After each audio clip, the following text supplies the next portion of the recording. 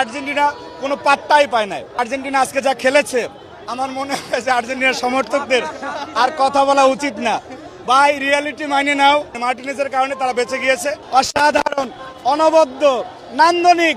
ভক্তরা আজকে রেফারিকে দোষ দিচ্ছেন, আপনারা কিভাবে দেখেন? এটা খুবই হাস্যকর। Lamine Yamal is quite different from others. একজন সন্তান হাজারো আর্জেন্টিনা ব্রাজিলের চেয়ে গুরুত্বপূর্ণ। আমান ভাই, খেলা কেমন লেগেছে? অসাধারণ, অনবদ্য, নান্দনিক, জাদুকরী।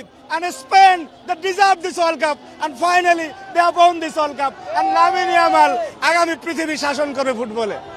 স্পেন কিন্তু মাঝ মাঠে দখলও খেলেছে, আবার অ্যাটাকিং খুব ভালো খেলেছে।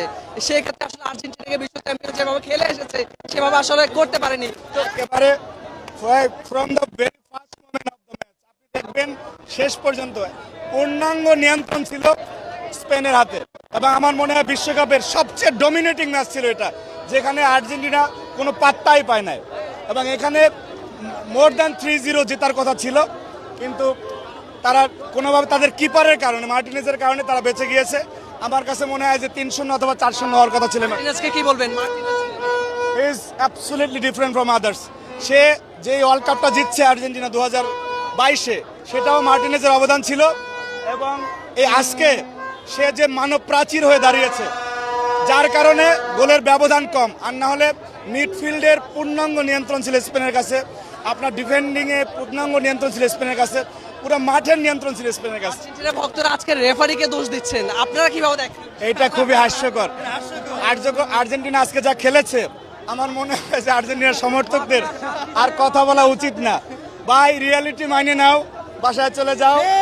তোমরা কেউ মন খারাপ করো না, কারণ তারা যে গত ওয়ার্ল্ড কাপটা জিতেছে, মেসির হাতে তো ওয়ার্ল্ড কাপ তো উঠছে তো, কিন্তু এই ওয়ার্ল্ড কাপটা, আজকের ম্যাচটা আমার কাছে মনে হয় সারা জীবন আমাদের মনে থাকবে যে একটা টিম ফাইনাল ম্যাচে এই ধরনের সুপার ডমিনেটিং খেলা কেমনে খেলে সেটা স্পেন দেখিয়ে দিয়েছে। সুতরাং এই দিনটা স্পেনের ছিল এবং তারা সেরা দল হিসাবে চ্যাম্পিয়ন হয়েছে। There is no doubt about it. সামনেও কি স্পেন শাসন করবে কিনা ফুটবল বিশ্বকে? And this man Lamine Yamal, এবং সে তাকে লামিনে তো অল্প সময়ে they have won our heart, because সে তার যে একটা ছোট ভাই, তার প্রতি তার ভালোবাসা। আমরা জানি যে পশ্চিমা সংস্কৃতিতে পারিবারিক বন্ডিংটা কম থাকে, but Lamine Yamal is quite different from others. তার মধ্যে দেখেছি যে পরিবারের প্রতি তার যে টান, এবং সে প্যালেস্টাইনকে সমর্থন করে। এই কারণে আমরা চাই যে সামনের ফুটবল বিশ্ব লামিন ইয়ামাল শাসন করবে আর এক মেসির মতো। আর্জেন্টিনা ভক্তদের নিয়ে এক লাইন একটু বলবেন। আর্জেন্টিনা ভক্তদের নিয়ে। আর্জেন্টিনা ভক্ত